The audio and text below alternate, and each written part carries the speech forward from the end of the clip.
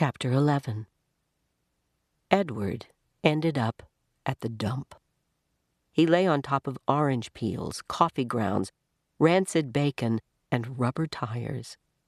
The first night he was at the top of the garbage heap, and so he was able to look up at the stars and find comfort in their light. In the morning, a short man came climbing through the trash and rubble. He stopped when he was standing on top of the highest pile. He put his hands under his armpits and flapped his elbows. The man crowed loudly. He shouted, "Who am I? I'm Ernest, who is king of the world. How can I be king of the world? Because I am king of garbages, and garbages is what the world is made of. Ha, ha, ha! Therefore I am Ernest, who is king of the world." He crowed again. Edward was inclined to agree with Ernest's assessment of the world being made of garbage, especially after his second day at the dump, when a load of trash was deposited directly on top of him. He lay there, buried alive. He could not see the sky. He could not see the stars. He could see nothing. What kept Edward going, what gave him hope, was thinking of how he would find Lolly and exact his revenge. He would pick her up by the ears. He would bury her under a mountain of trash.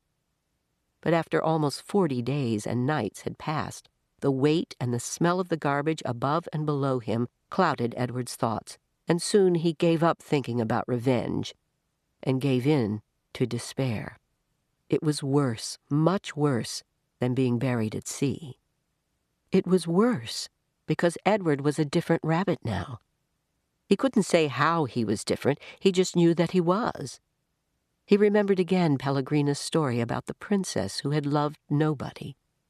The witch turned her into a warthog because she loved nobody.